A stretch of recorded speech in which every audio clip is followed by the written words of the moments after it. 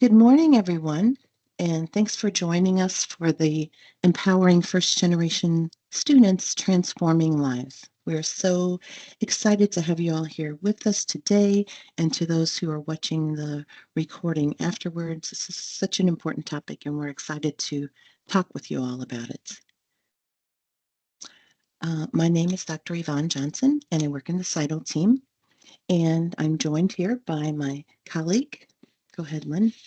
Hi, my name is Lynn Wen. My pronouns are she, her. I am an inclusive teaching coordinator at the Center for Innovative Teaching and Learning here. And thank you for being here with us. Thank you, Lynn. And welcome to those who are continuing to join us.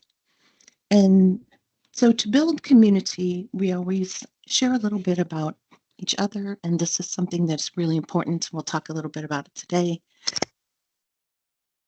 Building the community with the first generation students. And if you would, you can either raise your hand and turn on your microphone and share your introduction, or you can do it in the chat. Either way is fine. It helps to build the knowledge base and helps us to construct knowledge together. Okay, welcome. I see Yanitza, your microphone is working, right? Yes. I can start us off if you like. So my Thanks. name's Yanitza Guzman. I am in the College of Education, Counseling and Higher Education. I am a school counselor educator specifically, and I actually was a first generation student. Awesome. Thank you. Mhm. Thank you and welcome. Um, Anybody else want to share by turning on their microphone or in the chat? And we see we have different people from different departments and disciplines, and that's great. Janet, did you turn on your? Go ahead, please. Oh, yeah, I'm Janet Olson. I'm in the speech language pathology program over in College of Health and Human Sciences. I'm a pediatric speech language pathologist, and I have been here at NIU for quite a while. Awesome. Thank you. Thank you for joining us and welcome.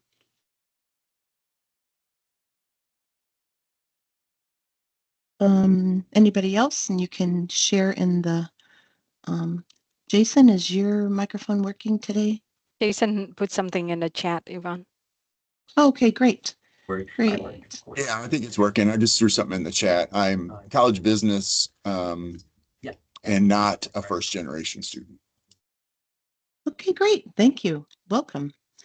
We appreciate you all joining us today. And when you're thinking about the topics we talk about today, kind of think about how does being a first generation student interface with all of this. And we're going to talk about the characteristics of first generation students. And I use incoming class for this 2024-2025 year.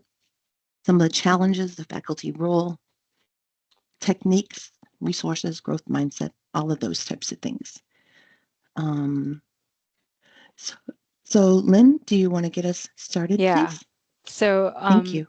thank you, Yvonne. So I want to do a really brief overview of some of the characteristic of first generation student.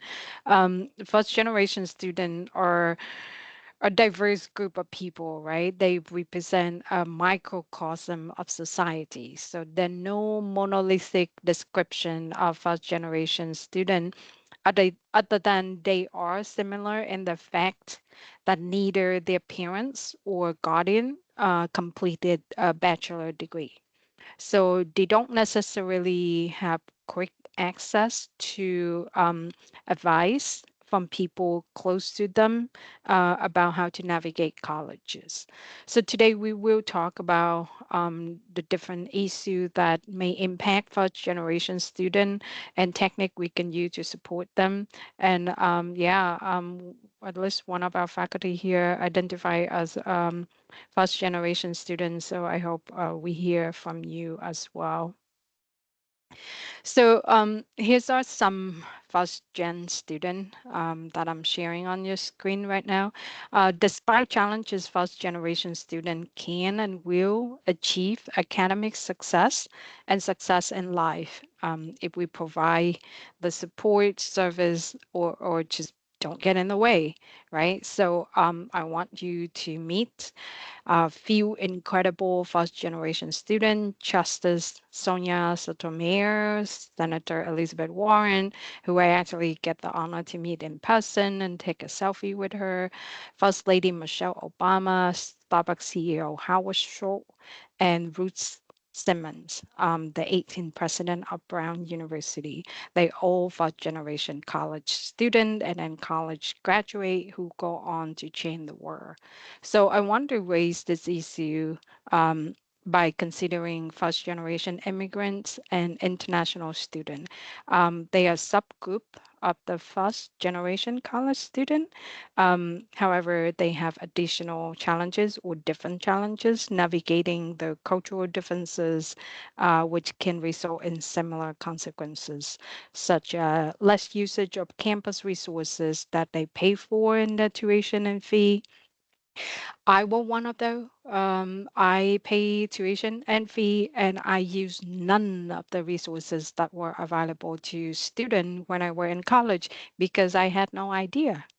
So right here on NIU campus, we also have a lot of example of successful first generation college graduate. So we have a website, and I use a first generation college student, and a feature a variety of our faculty who are first generation faculty and staff and student who are first generation student.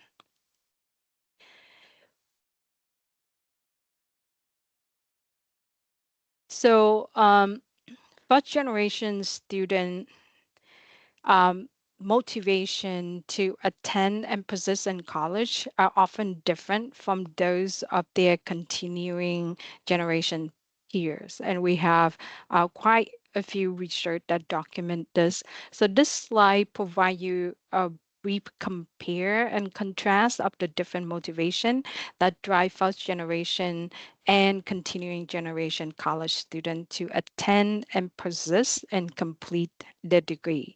So the first thing I want to mention is the social mobility. Many first generation student, myself included, we see a college degree as a path toward upward mobility. It can break the cycle of poverty. So they often view education is a way to get out of hardship, economic hardship, and provide a better life for themselves and for their family.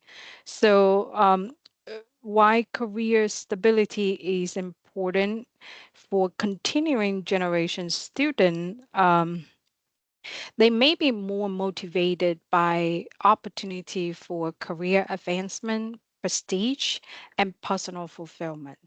So you would, yeah, so I'm gonna move on and talk about career stability. So for first generation student, there's a strong focus on achieving stable, well-paying career. And so often it's going to be focusing on convocational oriented field, which perceive as secure. So field like healthcare, engineering, and business, they are first generation student less likely to pursue humanity, fine arts. Um, Meanwhile, for continuing generation student with more exposure to higher education and broader social network, these students might be more inclined to explore various academic interests and career paths, including those that align with personal passion rather than just purely economic factor. Um, for first generation student, the pioneering spirit, a lot of first generation students are trailblazer in their family, in their community. So they need to set an example for sibling or younger relative While for continuing generation student, they may feel motivated by the desire to uphold family tradition or expectation, continue the legacy of higher education within their family. So these different expectations come with different kind of stresses and anxiety, right? But they also provide the determination and drive to persist in college. So who are our freshman class? And I'm going to give it back to you, Vaughn. Thank you, Lynn. Now we're going to look at the information related to our incoming class for the 2024-2025 academic year and get an insight as to the characteristics of that group. And we go by the 10-day count of the freshmen. And so 50% of them are first generation students. And as Lynn said, she's a first generation student, and I am a first generation student as well. And 50% of those brand new students that joined NIU in 2024 fall are first generation. And 66% of them are people of color, and highlighting NIU's commitment to the diversity and inclusion. We'll talk about how creating a sense of belonging is important. Academically, these new students had their GPA is 3.39. It was the third highest on record for NIU, and 36% of them had a GPA of 3.7 or higher. And so we had an increase of the new transfer students. So we're getting students from maybe they've taken a year or two at community college and then they're transferring in, or they've started at another college and transferring without having an associate's degree. But 10% more were transfer students than those from the 2023 fall. And so the transfer students, they bring another dimension of opportunities when we're considering our incoming class. And they had $6.3 million in merit scholarships. That's, shows the talents that the new students come in with. And the first generation, we need to realize that the first generation students, that is just one part of their identity. And we know that our identities are multifaceted, and they include different aspects of ourselves, as Lynn was talking about, their different reasons for being motivated to pursue a college education. And so we need to realize the intersectionality of them being first generation, and then how that connects with other aspects of their identities, such as their social, where they fit socially, their race, ethnicity, religion, ability, citizenship, all of those types of things. And we want to talk about how first generation students experience higher education. What are some of the challenges that they face? And Lynn is going to talk about that. So go ahead, Lynn, please. Thank you, Yvonne. So these are just some of the challenges for us to consider. So the journey of first generation student to a 4-year institution is already a testament to their tenacity and perseverance, right? You see, we have a lot of transfer students. They have overcome numerous financial, emotional, and academic obstacles to reach this point. And so they deserve respect for their strength and resiliency. Despite facing challenges, they have succeeded in just being here. The reality is that first generation students are disproportionately low income, the lack of access to financial support and information about financial aid and financial opportunity negatively impacts student college position rates and overall college experience. First generation students are often responsible for financing their education, so the cost of materials and other expenses can create tremendous stress that are unrelated to their ability to learn. Throughout the first 2 years of I attend the Oklahoma City Community College. I could not afford to buy textbook. They were too expensive.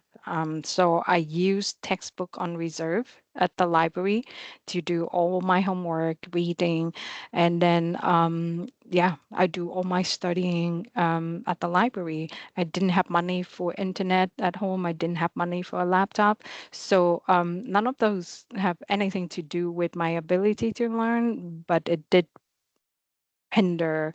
And if it wasn't for the library, I would not have the resources that I need to successfully complete the course.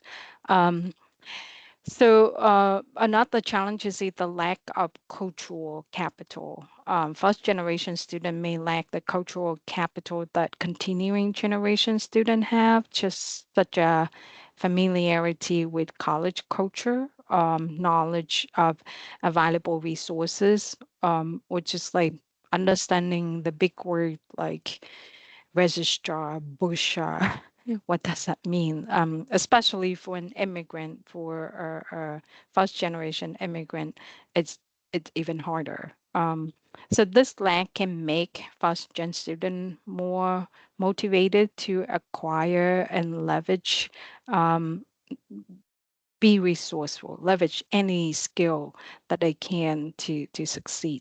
In contrast, continuing generation may feel pressure to meet or exceed the educational achievement of their parents, which can drive them to pursue advanced degree or prestigious institution, and that come with a different kind of stress. So disadvantages in educational background. So educational and cultural differences. First generation students are more likely than their continuing generation peer to attend lower performing school and take less challenging courses in high school. So they often less prepare and may have more growth in their skill and study habit. Additionally, continuing generation students frequently have network advantages. So having access to family network and connection can provide these students with internship opportunity, mentorship, career advice, and all of those can influencing their motivation toward building professional and social capital. Additional challenges first gen student may face, the lack of cultural capital often result in lower usage of campus resources. Upon making decision to attend college, first generation student may feel disconnected or misunderstood by their family and community. So differences between the goal and the life path of parents and first generation student can sometimes cause a feeling of being unsupported, and they'll have consequence for their education attainment. Um, so there's a list of empirical study that back up this claim, but I want to tell you an anecdote about my experience. So here's how I learned about graduate school as a first generation college student. My chemistry undergraduate research advisor asked me if I consider graduate school, and I responded, "What is graduate school?" I had no idea. Nobody in my family graduated from college, so I have no idea what graduate school was. But because he asked that question and he explained and he helped me apply, I got accepted into the PhD program, and I got a PhD program because of him. I didn't have the cultural and the social capital to know what is graduate school. So when I learned that if I get accepted into the PhD program in chemistry, I receive 100% tuition, and I earn a stipend of 20,000 a year teaching the lab. So I said, well, great. But my mom, when she heard that I'm gonna pursue a PhD, she was not happy. She were worrying that I will be too old, I will be too educated for any man who want to marry me. So being married and having children were more important to her than for me. Than for me to pursue a PhD. So I didn't get a lot of parental support in graduate school. Every time I face challenges and I need to talk to somebody, my mom would take the opportunity to advise me to quit. And so it was challenging, and I love her, and I make it without quitting, but the lack of parental understanding and support was real. Some other generation, some other challenges the first generation student face. Uh, is the disparity in their interaction with faculty, both in and outside the class. This particularly evident when compared to continuing generation student, even when controlling for other social factor like race and gender. So the resulting isolation and lack of support can intensify the feeling of anxiety and hinder the student participation in the class. So research showed that first generation students tend to study fewer hours comparison to their peer.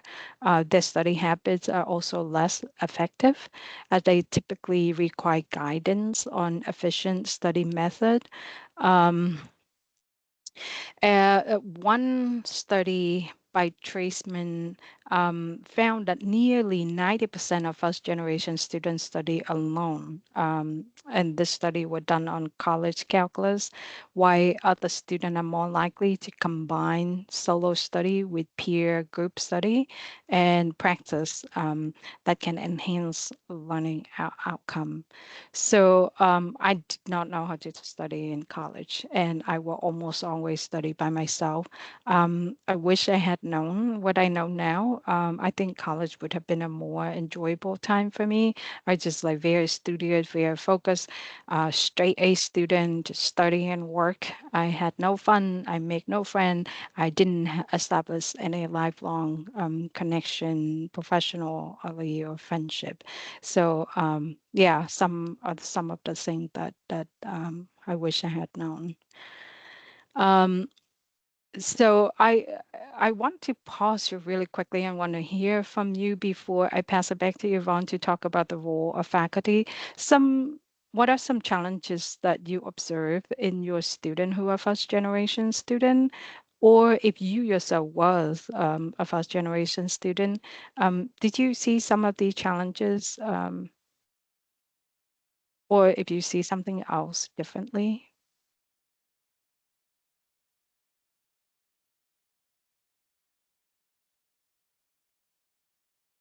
I would just add on or emphasize to some of what you said with as a first generation student not understanding the systems at play in college, some of the terminology that's utilized, like and then just while my parents did encourage me to go to college, they didn't know how to help me or support me.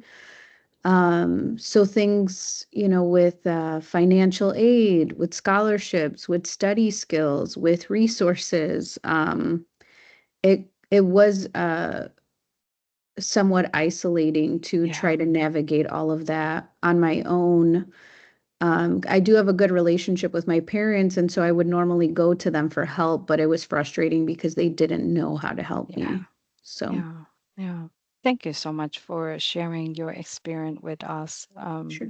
Yeah, it's very real. So Now, I think Yvonne going to walk us through some practical strategies, our faculty and educators, how we can help our student. Great. Thank you, Lynn. And so we'll talk about some techniques that we can use. And I've taught a lot of grad school classes, and I wanted to learn about teaching brand new students. So I took on a teaching first year brand new students, and it was really an enlightening and a rewarding experience. And the faculty play such an important role and have such an impact on students, the first generation students. They're just soaking up everything that they're witnessing in the classroom and really watching the instructors and professors and to try to navigate this system that they don't understand. And so the faculty can really use their knowledge. We need to recognize the value of that knowledge and how we can help the first generation students to learn about the systems and teach them techniques and provide them resources to help them be successful. So our role is very important, and I sometimes I think we take it for granted. And some of the students, you know, they would make comments like, I would tell them a story about a challenge I had as a first generation student and learning the system and having, you know, making mistakes and learning from them. And one day in class, one of the students said, "That was you?" And I said, "Yes, that was me," you know. So be aware of that, the impact that you have, and how much true help that you can provide to the first generation students. And there's quite a bit of research on it. And McDowell and Johnson had conducted a study in 2020, and there's extensive other resources, and we'll share them with you today. So one of the things that is really important is creating a sense of belonging in the class, because the first generation students, they're new to this whole environment of higher education, and they're not quite sure how to navigate it. And one of the things that you can do in your class is make it a safe space, a comfortable space, a space where their voices are valued. And so use the teaching techniques that include all of their voices and rotate who's talking and have them working in small groups and in pairs and then as large groups, and to show them that they have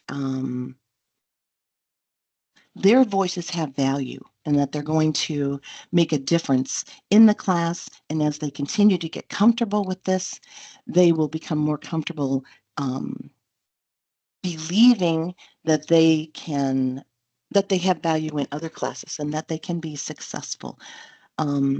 And it's also important that they feel a part of the NIU larger community. And we'll share some of those resources. I'm very proud of the resources that NIU has to support you as an instructor, to help create that belonging, and for the resources that you can share with your students to help them see that they are part of the classroom community and the larger Husky community. That is a very strong impact on their retention and success in college. We need to help them to see that they belong in our NIU community. And connecting with their names, you can have them fill out their Blackboard profiles. You can have them share short videos to introduce themselves. And I often do that in my classes, have them share those short videos and post them in Blackboard, because then that community information is retained in the class system, and people can go back and they can look at that, and they see that if you're, in a face-to-face class, a hybrid class, a fully online class, that there is this community and there's people that have shared interests, and that each one of them is valued in the community. You can ask them about if they want to share their pronouns, if they choose to, and that shows that each individual is valued, and to whatever extent they're comfortable sharing information about themselves. And you share information to the extent that you're comfortable. And then that creates a model. You're modeling for them. And then they can see how to be successful in using these different techniques and sharing about themselves, connecting with others, building that community in the classroom and beyond the classroom. And another thing that is really important and impactful is opportunities to chat with you as the professor. And sometimes you hear the comments that, well, students don't come to my office hours, or, they don't ask questions or things like that. And we found that students don't necessarily understand what office hours mean. If you call your the time when you're available for students to come in and ask questions, office hours, some students perceive that as time for you to work, so they don't want to disturb you. Some faculty have changed those, just called at a different time, by a different name, time to chat with the professor or stop by and ask questions, something like that. But make sure that you explain to the students what these office hours are, the times to chat. And what I started doing was building in at the very beginning of the class session, at the beginning of the semester, build in a time when students needed to stop by. They'd schedule a 3 to 5 minute conversation. They would get a chance to meet with me. Sometimes I did it in person, sometimes I did it online, depending upon the modality of the course. And it helps to start building that connection with you as the professor. And you can find out if there's something that is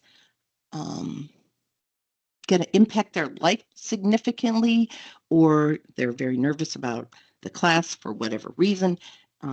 There are some of these important things that you can find out even at a very short meeting. And I also schedule them mid-semester, and then ongoing, they can always stop by. But they really are impactful. And I noticed that when I had those meetings at the very beginning of the semester, I did have more students stopping by and asking questions. And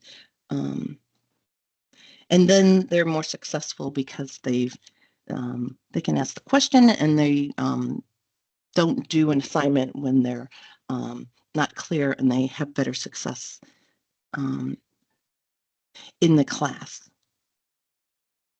I also include short video or audio introductions.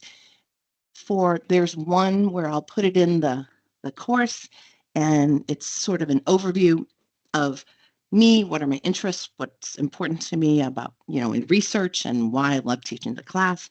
And I'll have that as a bio intro, and that's always in the course. And then I share weekly short greetings to kick off the module. And it will have just a short synopsis of what we're going to do that week. And they see, okay, there's a pattern to this course. When you're creating a structure that is predictable, then the students become comfortable. They say, okay, you know what? There's always the course module always starts on Monday, let's say. And the professor shares a short weekly greeting. The assignments are always due on X date. We have a synchronous class, or we have face-to-face classes on these dates. That structure, that systematic approach creates a familiar environment to them. They can come in, they're not wasting time trying to figure out what's happening. You're introducing your presence in the course, and it makes a huge difference. And they don't have to be very long videos, but we have definitely seen quite a bit of success with the impact of those. And then growth mindset is really important. It helps students to see that they can develop their ability. So let's say I'm taking a course that I think, oh, I struggle with this. I might have some fear with this. Growth mindset is the belief that the students can continue to learn, continue to build their skills, that their knowledge is not some innate information and skills that they can't develop. So we want to make sure that we're promoting that growth mindset in the class, in the culture of the class, and using assignments that support this could be something where you assign a part of a project, you provide them feedback, they have the opportunity to improve it, and their grade continues to get better because they're continuing to refine their work. And so they're seeing, okay, my first draft, maybe it wasn't that great, but they got feedback, they integrated it, they improved. And so you're scaffolding them through this progress of an assignment, of a project, and they're learning, their skills are developing. They're getting constructive feedback, their confidence is building. And so that's the way that you integrate growth mindset into a course using assignments. And then they realize, okay, well, maybe I didn't do so great on that first version of this, but that's the way we learn. We didn't all start with all of these extensive levels of knowledge and techniques and skills that we have. It took us years to develop this, and growth mindset, we continue to refine it. So that can be really impactful on student success in your class, but in college and in life as well. It'll encourage them to try new things and continue to refine their approaches. Okay, Lynn, did you want to talk about this one?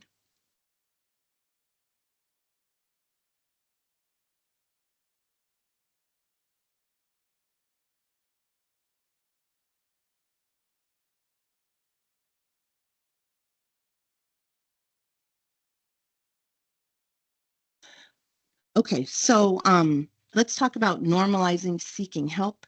And Lynn had talked about the students not necessarily using the resources as much as students who had more experience. They had prior generations in their family that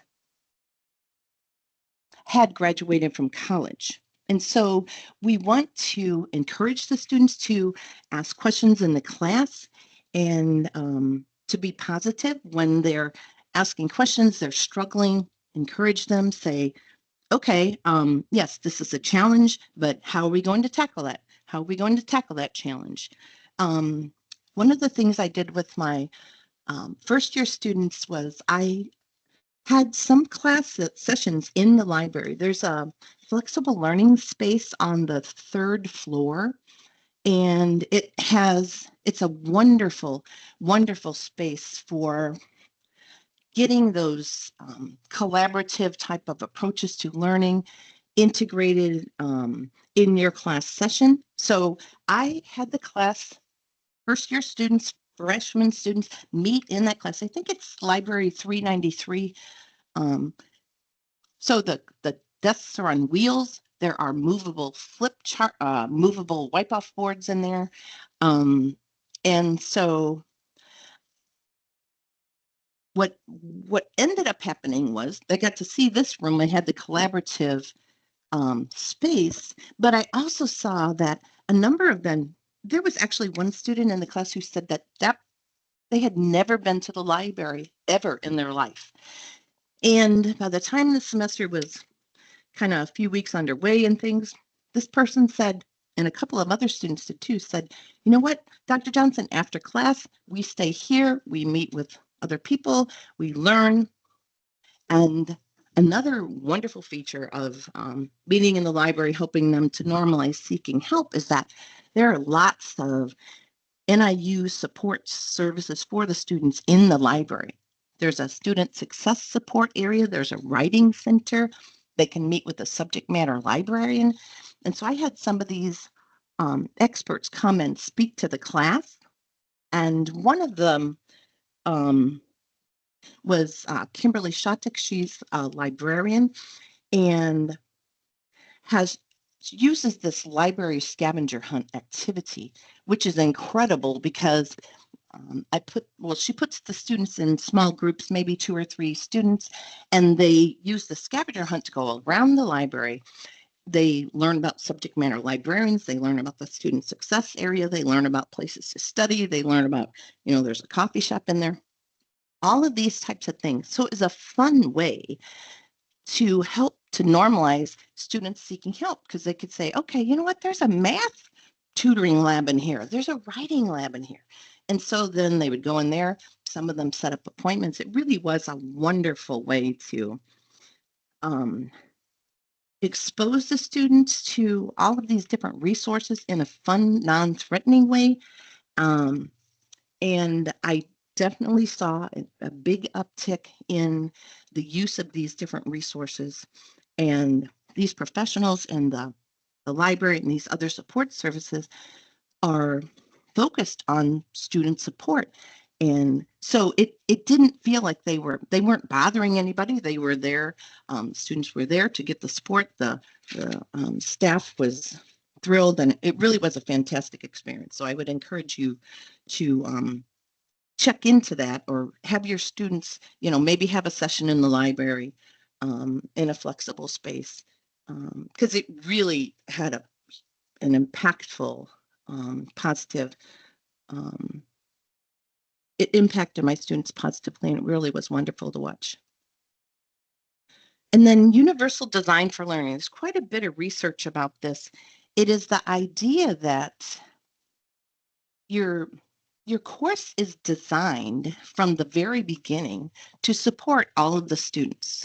So you're not adapting it after it's designed to meet different needs. You start from the very beginning, and you use these principles that support all of the learners. And one of the areas that is addressed is engagement with the students, how to get them engaged with the teaching and learning. How is the information represented? How do you represent the information in the class? How do they take actions? What kinds of options are available for them?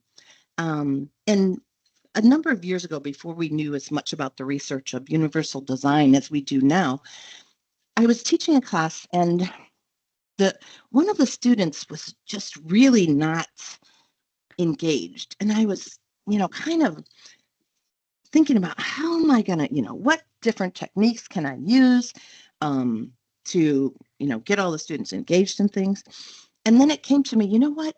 Maybe they can use different types of technology, simple technology. This was quite a few years ago. And so I built in options. And I said, okay, you can demonstrate your knowledge of XYZ concepts. You can maybe do a blog post, you could do a video, you can write up a paper or whatever. I gave them maybe 3 or 4 options. And I had these focused objectives that they needed to meet. They needed to show that they had an accurate understanding of this concept, that they knew how to apply it in these things, but they could do it in, maybe they could use an art project, or they could use a video or whatever. And it was incredible. The student who really was not engaged much at all in the course chose the video option and just came alive. It was like a different person. It was so powerful to see. And so, I saw, okay, giving them options helps them to share their voice, use their talents, what's comfortable for them, If it works, I mean, sometimes it's not an option with the class, but for this particular class, it worked. And from that point on, he was very engaged, and it was a very fulfilling experience. And there will be some links to Universal Design for Learning in our resources as well. Yvonne, I'm sorry, I forgot that my microphone was muted, so thank you for covering Okay, yep, you're good. Thank you. Yeah, Go ahead, Lynn. I want to mention a little bit about research mentorship and peer mentorship. So I that's something that I felt like it could have been better for me in terms of understanding what mentorship mean.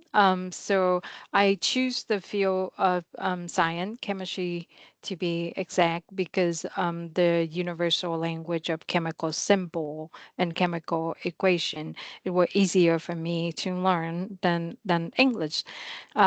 However, there was lack of guidance and support in terms of I didn't realize that I was supposed to do research if I want to if I want to graduate with a bachelor in chemistry. I only discovered that at the last semester in my undergraduate year. Now, NIU offer Research Rookie as a program that provide undergraduate student, regardless of major, an opportunity to explore their research interests at the very early stage when they arrive on NIU campus. So it's an opportunity for them to gain knowledge and practical skill that needed to conduct professional research. As a research rookie, student engage in research exploration activity early and have a faculty mentor. So I think that if you could tell even your freshmen about this opportunity, that would be super helpful to a lot of students. I wish somebody had told me about this early than my senior year in college when I met the chemistry professor, Dr. Richard Taylor, who asked me about graduate school and helped me apply to the PhD program. S- Um, uh, Role model. So, beside the research mentor, if student could find peer mentorship, if they could have a role model that can share their experiences, the peer experiences, strategy for overcome obstacle in college, insights into achieving academic and career goal, that would be super helpful as well. Um, Networking opportunity. So I think I did not understand the role and the importance of networking in college. So I come from a different cultural background, and so I didn't understand why is it important to build a network, a professional network. So I think if you could introduce your first generation student to valuable contact, including faculty, industry professional, other student, it can really and teach them why they need to build their professional network whenever they have an opportunity. I think that was really help them enhance their opportunity for internship, for research, and job placement later on. Other thing to mention is the academic success. Help develop effective study habit, time management skill, academic integrity. And last thing is to develop important life skills, so help them with personal development, such as communication skill, self-advocacy. So in mentorship, I didn't understand that it's a two-way street. So the mentor expects a certain thing out of me, the mentee, but in return, I should have some expectation, but I did not know. And so I didn't know how to advocate for myself. So that's something for you to consider, like professional development to build skill that are culturally relevant to student background experiences. And for a student who don't know how to self-advocate, perhaps that's something that you can help them learn as well. Connecting student with NIU resources. We have the link here in the slide. Let's have a toolkit to support scaffolded support that we can provide our students. So keep here to share this, ideally in the first day or first week of class.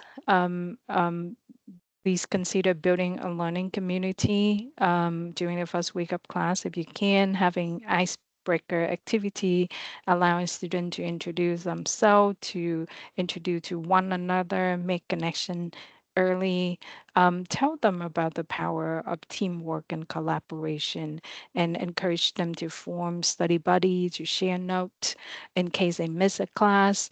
And then if you can, incorporate group assignment or collaborative work in your courses to help them foster meaningful connection and build friendship.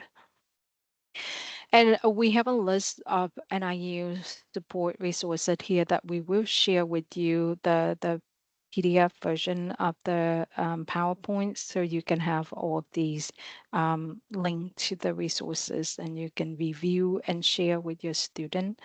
We also have NIU have a website, Welcome First Generation College Student, with a lot of resources, again, academic resources as well as support and wellness. So I'm gonna pause here for some reflection. We have two questions here for you to reflect on what you hear today. How do you think using the techniques we discussed today could benefit you as an instructor? And how do you think you're using the techniques we discussed today could benefit your student? And we have time for a couple of you to share your thoughts.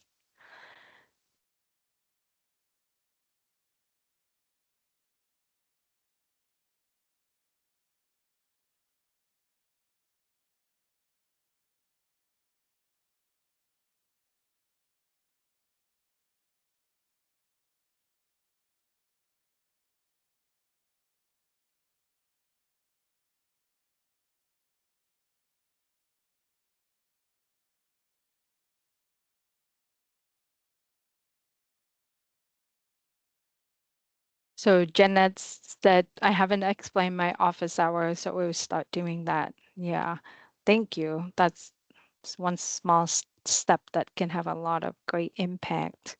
Jason wrote, I think the benefit I take away to ensure students know about the resources on campus. Yes, that would be wonderful. One of the things that hurt me and about not knowing about I need to do research where I didn't understand the role of an academic advisor. So I never I show up every semester. I have to visit the academic advisor, but I did give them a form with all the classes I wanted to take and they signed it and I left.